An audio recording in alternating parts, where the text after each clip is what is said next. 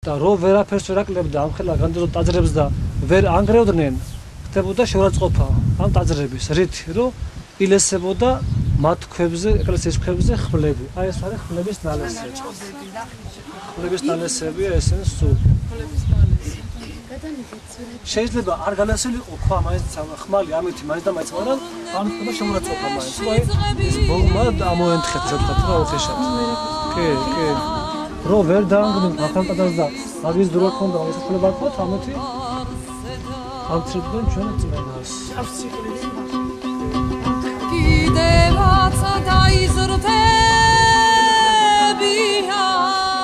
აი ასე მოვიდა დედა ეკლესია ჩვენამდე. დაჭრილი, მაგრამ მზიანი. წმინდანთა სისხლით გაპოხილი და შეურყვნელი. მართლმადიდებლური, ერთიანი და დაუნაწევრებელი. ისე არ მოსხდებია ჯავრი შაშჭამონ მტრისანი.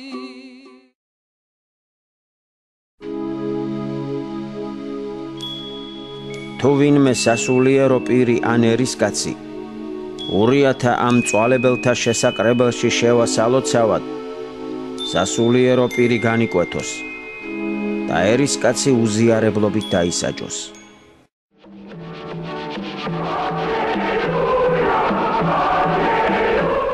დღეს სხვაგვარი, წვალებლური ბრძოლაა გამფენილი მთელს ქვეყანაზე.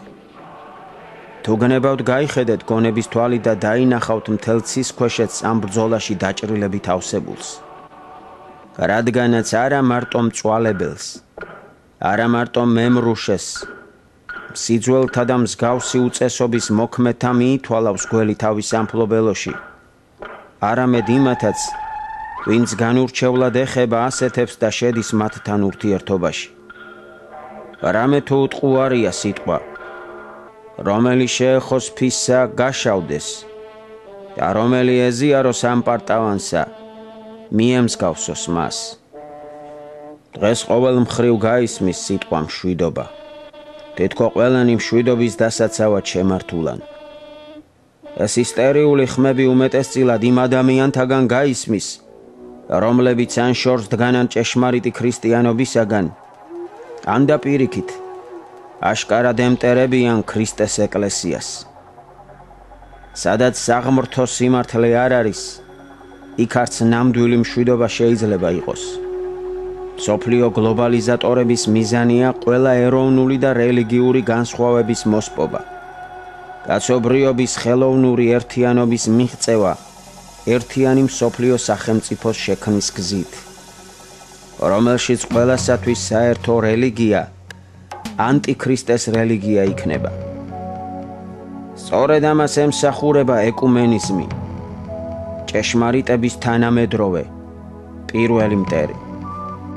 მე-19 საუკუნეში წმინდა ანტონ ჭყონდიდელმა კათოლიკებთან საუბრისას წყლიან ჭიქაში ღვინო ჩაასხა და აღნიშნა: როგორც ერთ ჭიქაში წყალი და ღვინო არ ჩაისხმება ისე რომ ერთმანეთში არ გაერიოს, ეგრევე ერთი კაცის გონება ვერ დაიტევს მართლმადიდებლურ და მწვალებლობით მოძღვრებებს, ისე რომ ერთი მეორეს არ გაერიოსო. მე-4 საუკუნის დიდი ღვთისმეტყველი წმინდა გრიგოლი კი ამბობს: გადაიტანეთ ყოველი ნაკლულევანება, რომელიც ქონებასა და სხეულს შეეხება. მხოლოდ ერთს ნუ მოითმენთ, იმას რომ ნაკლულევანება განიცადოს სწავლებამ ღმერთზე.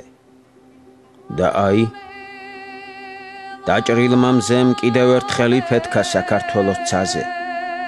1997 წლის 20 მაისს საქართველოს ეკლესია პირველი გამოვიდა ეკუმენისტური ორგანიზაციებიდან, ხოლო 1998 წლის 8 ოქტომბერს მოახდინა ეკუმენიზმის ეგიდით მწვალებლებთან დადებული ზემოაღნიშნული შეთანხმებების ანულირება.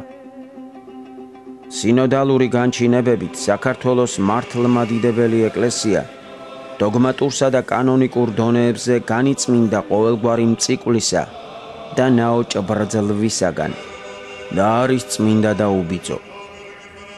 სრულიად საქართველოს კათოლიკოს პატრიარქის უწმინდესისა და უნეტარესის ილია მეორის ძალისხმევით საქართველოს დედა ეკლესიამ გადააგდო 30 წლოვანი ეკუმენისტური უღელი.